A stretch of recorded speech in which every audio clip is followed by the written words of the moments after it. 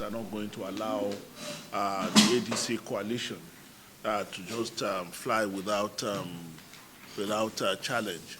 So when we saw the report yesterday that there's a court order restraining the INEC and the leadership of the ADC from performing their roles, we found it a bit curious in the sense that even as a layman, we know that you give injunction to something that has not happened. You don't give injunction to something that has already happened. So INEC has already acted and recognized the leadership, so you can't give injunction to something that's already happened. So we found it quite curious. And then we requested for the document, the actual ruling. Then we found that there was actually no such thing. Now, that leads us to the logical question. So what was the motive of the people that were spreading this disinformation and misleading the public? But you know, again, you cannot hide, because we saw the people spreading these stories, and we saw them, and there are people who are directly connected to people within the government circle. So we know it's the continuation of the same agents of destabilization that have been working so hard to ensure that Nigeria is dragged down to a one-party state. So luckily for us, unfortunately for us, what the ruling was very clear.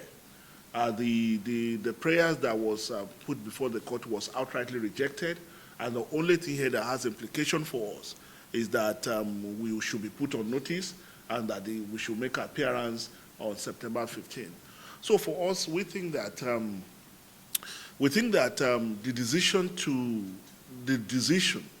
that brought about the new leadership was taken at the 99th NEC meeting of the party that was observed by the Independent Electoral Commission as required by the process, by the rules. And some of you were there. The decision to bring in the new leadership was unanimously carried. So what you find is a situation where a small number of minority, one or two people, are going behind to begin to say they object to what has been done, even though they could not stop the NEC from taking that decision. So it's a curious situation that the minority, the same minority will now seek to go to court and use the court to overturn the decision that the party has taken. And don't forget, the question of leadership of a party has been settled by the Supreme Court. The leadership of a party and the candidate of a party is entirely the business and the decision of the party. That's the Supreme Court position. So whatever they are doing is not going to hold water. It's doomed to fail. We just didn't expect that they would go as low as dragging the reputation of the judiciary into their political fight. Because if we didn't see the ruling and we acted on the assumption that the court actually granted them their wish, it will have reflected badly on the judiciary, because the Federal High Court will have acted in error to grant the kind of request that they are making. So I'm just saying that for us, we are not bothered about it. We expect more of this. It shows the desperation of the people that are behind all this. So we as the African Democratic Congress, we are not going to be bothered by this. We've taken our decisions. We've moved on. We are focused now on just building our party. Thank you very much. Well, ordinarily, I wouldn't react to maybe. I will not react to him, but I don't want to show disrespect to you. Since you've asked me, I will respond to your question. Number one, he has no business in this conversation. He's not even a member of the African Democratic Congress. That is very clear. Number two, a one-time presidential candidate or any candidate of a party does not own the party, does not have a say in the direction the party goes. You were given the ticket of the party to run a particular election. That does not make you a permanent candidate of the party and does not arrogate to you the power of the leadership of the party, not of the NWC, not of the NEC of the party. So you wonder what is the basis for what this individual is doing. That is number one. Number two, you see, we need to be very careful. There are some narrative that you find people use in the public space that is disturbing. When you begin to castigate people on the account of their age, when does it become a crime to be an older person? These are things that people get arrested for in civilized societies, to profile people in a way that shows that you are excluding them for one reason or the other from their democratic rights. So he keeps saying old people, old people. Is it a crime to be an older person? That's number one. Number two, he's talking about recycled politicians. Who politician in this country is not recycled? Mention one politician in this country that has not been to one party or the other, or have not held one position or the other. And are we going to manufacture a new political class overnight? It's the same recycled people that will do politics in Nigeria. And we're not going to bring foreigners to play politics in Nigeria. So by the time I've listened to his rhetoric, and like I said, it's wrong, it's divisive, it's inflammatory, and it should be condemned. Because he keeps saying north, south, these northerners. Who talks like that? And there is someone who, no matter how ridiculous, aspired to be a president of Nigeria, and is promoting such divisive and rhetoric. It's quite unfortunate. I'm not going to say anything more than that. Thank you. Absolutely. I mean, we are politicians. And in politics, only a few doors are permanently closed. And we also know that we are playing a game of number. And that number is addition, not subtraction. So we'll be happy to talk to anyone who is willing to talk. Anyone that has, we have people, even those within the leadership, the rank of the leadership that voluntarily resigned their position. We had people who had expressed one grievances or another, and we have managed those, recognized their grievances, legitimate grievances, and we have dealt with those. But when people are just being belligerent, to the extent that you have no reason to doubt that they had ulterior motive, which is to destabilize the party and filibuster and create a condition that make it difficult for the party to move forward, then we can't continue to appease those kind of people. Till tomorrow, if whoever is willing to sit down to have conversation, to say, look, this is my grievance, or these are my grievances, and I will be happy for it to be addressed. I can assure you that those grievances will be addressed to the extent that they could be accommodated. But if what you are doing is to continue to drag the party back, to continue to create a condition that Nigerians would think that we are permanently in crisis. Don't forget, this was the same thing that was done to PDP. This was the same thing that was done to Labour Party. This was the same thing that was done to SDP. And the same agents that were driving this, the same forces that were driving this, that are also driving these particular individuals. The person that went to court, with due respect, I'm very confident that I know him. I'm very confident that he doesn't have the resources to push this. So who is funding it? Who is encouraging him? You know, so if they are willing to talk, we are willing to talk to them. But if what they want to do is to continue to do this thing that they are doing, we'll move on and we'll be willing to match them for whatever it's worth. You know, we started by saying that this administration of APC, the current APC administration, is the most divisive in Nigerian history. And that is epitomized by the unprecedented level of nepotism that you have seen. If you take a roll call of appointments that the current administrations have made and attach their positions to it, we don't need to add anything. It will be clear to you that they have engaged in a government that recognizes only a small circle of cronies and friends to operate with them. Now, having said that, in reaction to this accusation of, it was in reaction to the accusation of the government favoring a particular part of the country and ignoring a particular part of the country that the government decided to publish what they will call the facts that they hope will disprove the allegation that they have been biased against a particular part of the country. But what they ended up doing by releasing that information is confirming the allegation. Because when you see situations where projects that belong to one geopolitical zone is being listed as part of the projects executed in another political zone, and you see projects repeated, you see some projects repeated, double entry for some projects, then some project exaggerated, a 34-kilometer road listed as 130-something kilometer road, then you begin to ask yourself, is it somebody trying to be creative with statistics, trying to doctor statistics to make it fit the narrative of equity and balance? Or is this sheer incompetence? Either way you look at it, it doesn't exonerate the government. So what we are saying is that we will choose to say that they are competent. They are competent in trying to create statistics that will suit the propaganda they try to push. And that was why we said what we said. You know, that the government is in its panic mode, ended up confirming rather than denying the allegation of sectionalism and bias. Okay, let me start with the first one. I hope I remember everything that you've asked. The first one, yeah, I remember that. You said we've been critical of the ruling party. That's our work. That's what opposition parties do, and that's what they hate most, because they want to create a condition where no one will ask questions, where no one will shine the light on what they are doing, and that is our work as opposition parties. Now, having said that, the question of whether 4 years is enough, yes, we've seen people who have recorded sterling achievements within 4 years.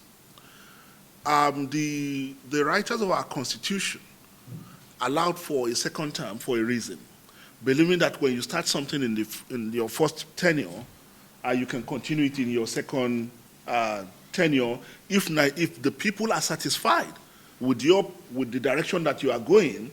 Then they can give you another opportunity for another 4 years and no more.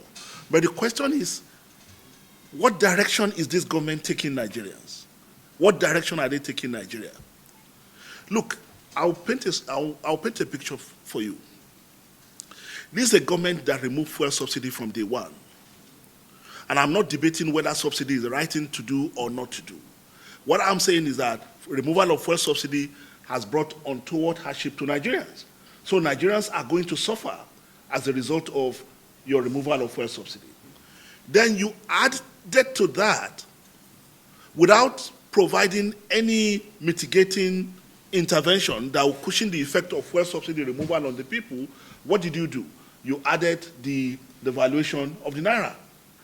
That further eroded the purchasing power of the people. So it means that those who were earning 30,000 naira or 35,000 naira minimum wage now were no longer able to use their 35,000 naira for what they were using it for, right? Now, by the global standard, the extreme poverty line is now $2.50 per day. If you convert that with the devalued, if you convert that to the devalued naira, that gives you like 93,000 naira or 94,000 naira thereabout. So it means that even if you pay 70,000 naira minimum wage, majority of Nigerians will still be below the extreme poverty line. Now, you didn't stop there. You now said everybody will now, from January next year, you suddenly realize that there is a law that allows you to charge 5% petrol tax from January next year. So it means that even with your 35,000 naira or 70,000 naira, if you buy petrol, as a organizer running your small business in your corner, if you buy petrol, you pay 5% on every single liter of petrol that you buy. Then you didn't stop there. You're now adding, I read this morning, another 5% on aviation tax, which means that for you to fly in Nigeria, flight ticket is already being priced beyond the reach of the average middle class person who want to do business and fly from Lagos to Abuja. Now, when you add 5% aviation tax, so it means that the airlines will now pass on, because it's VAT, they said, will now pass on the cost to the passengers. Now, what exactly did we vote this government to do? To kill us? No, because there is something punitive about what they are doing. So when you are telling me 4 years, to give them another 4 years to push us to the lagoon, so I don't know. So it leads you to ask yourself, who exactly is running this country? Are these Nigerians? Are these Nigerians who walk on the street and see what Nigerians are going through? So regardless of the technical correctness of your policies, if it's going to break the back of your citizens, what do? You said no. You say no. But what they are doing is doubling down and telling us that it is the right thing to do, that they have to take tough economic measures to stabilize the economy. that people have to make sacrifices. And we ask question number one, can you tell us where all this is leading us? Even we Muslims, when they tell us to fast, as Muslims, they say you break your fast at 7 p.m. in the evening after Maghrib. So when are we really going to end this? Then even God that asked us to fast in to him promised us reward, that when we die we'll go to heaven, right? What is this government promising us as a result of this suffering? What are they telling us that we'll get at the end of the day? We don't know. They just say continue to suffer. Continue to suffer. It's going to be tough. Meanwhile, while they are telling us to suffer, they are living the life of obscene opulence. Their convoys keep getting longer. They keep spending money on unbelievably white elephant projects. And they are telling Nigerians, if a father is telling his son, sorry, I can't pay your school fees because you are suffering, because we don't have money, then you come tomorrow, I see you park a brand new car in the compound, and you are saying you can't pay my school fees, I begin to answer whether this father actually cares about me. So it's not about whether 4 years is enough. It's about we don't know the direction this government is taking us.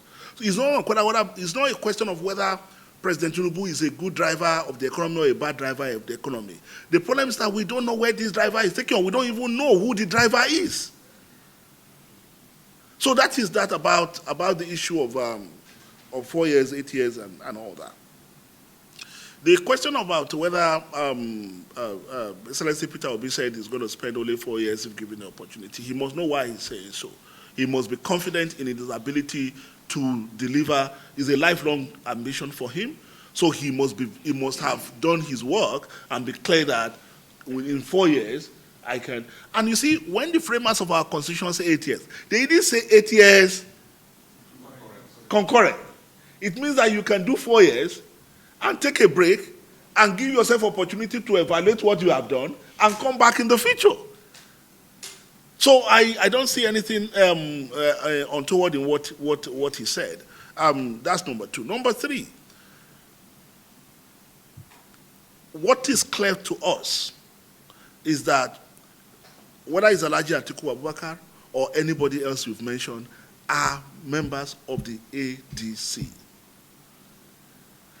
Like thousands of other members of the ADC across the country. Now we have crossed a major hurdle. Now, His Excellency David Mark and Ogbeni Rauf Aregbesola can now legitimately sign membership cards. And we can now issue those membership cards. Because what is holding majority of the people across the country is that we cannot issue membership cards.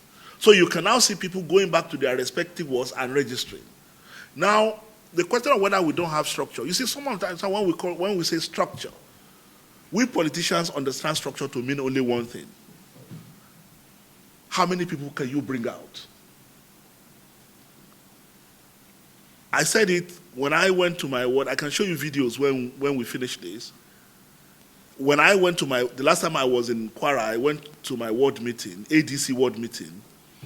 I didn't tell them I was coming. I just went there. By the time I wrote my name on the attendance register, I was number 74.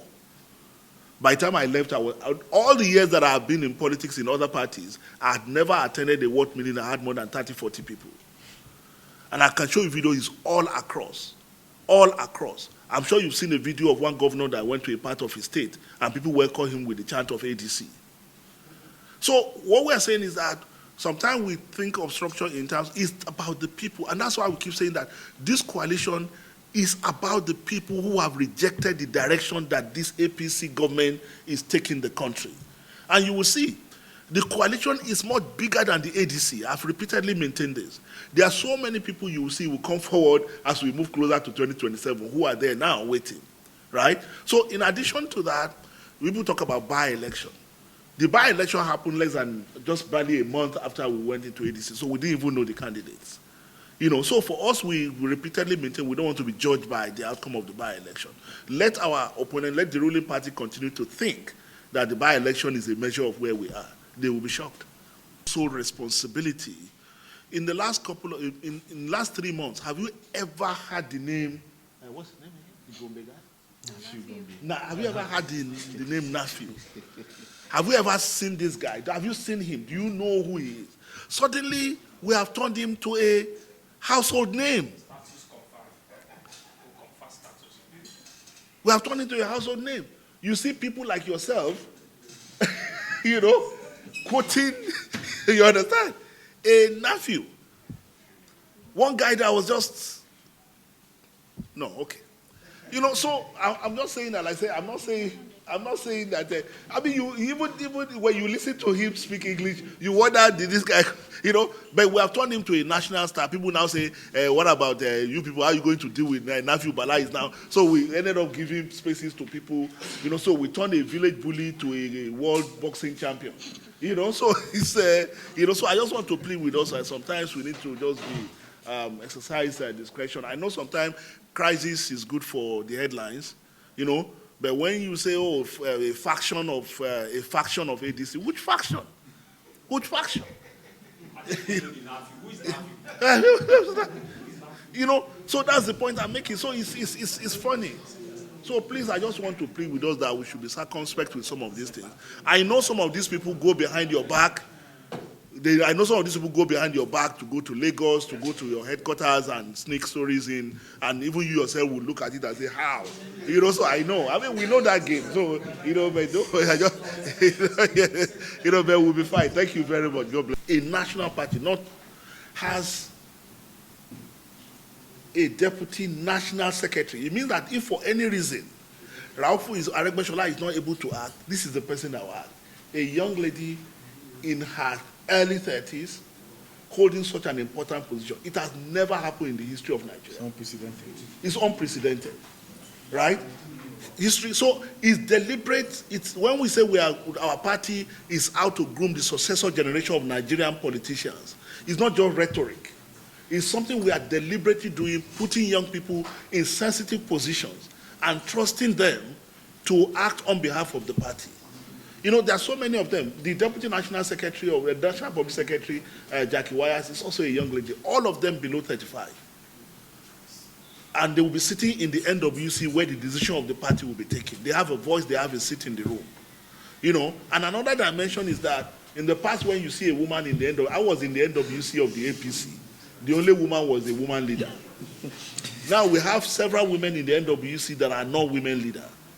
It shows the direction that our party is going. And that's why we say what we are doing in the ADC is to build a strong political party, that a real political party, not just a special purpose vehicle for winning election or for someone to realize their ambition.